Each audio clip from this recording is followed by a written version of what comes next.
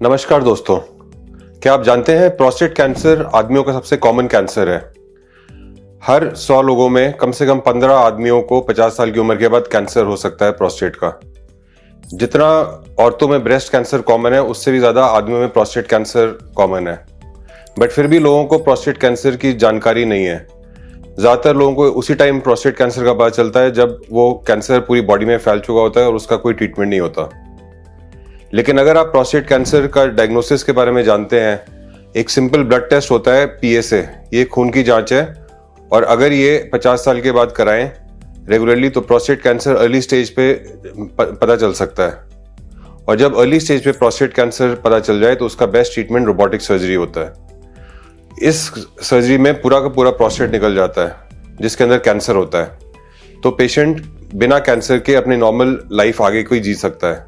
और अगर early stage पे प्रोस्टेट कैंसर का रोबोटिक सर्जरी ट्रीटमेंट हो तो उसका कोई ज़्यादा साइड इफेक्ट्स भी नहीं है। काफ़ी लोगों को यूरिनरी लीकेज के बारे में डर होता है प्रोस्टेट कैंसर की सर्जरी के बाद। तो जब हम लोग रोबोटिक सर्जरी से ये प्रोस्टेट कैंसर का ट्रीटमेंट करते हैं तो उसमें यूरिनरी स्फिंक्टर को हम बचा सकते हैं, जिससे कि साइड इफेक्ट्स बहुत कम होते हैं। और 3D विजन होती है जिसकी वजह से ब्लड लॉस भी कम होता है और सारी सर्जरी बड़ी परफेक्ट होती है।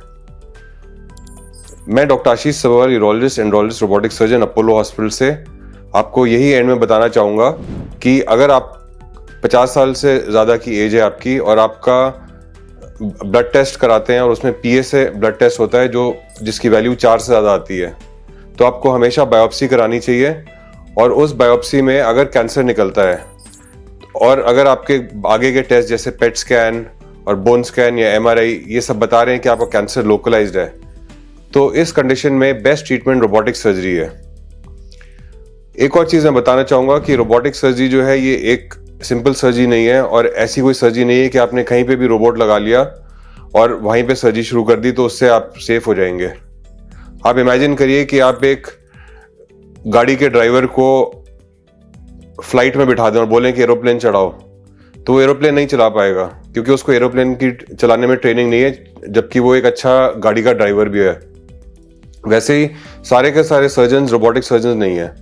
सिर्फ कुछ ही सर्जन्स हैं इंडिया में जिन्होंने बाहर जाके एक फॉर्मल ट्रेनिंग करी है रोबोटिक सर्जरी में, और वही अच्छी रोबोटिक सर्जरी प्रोस्टेट कैंसर की कर पाते हैं।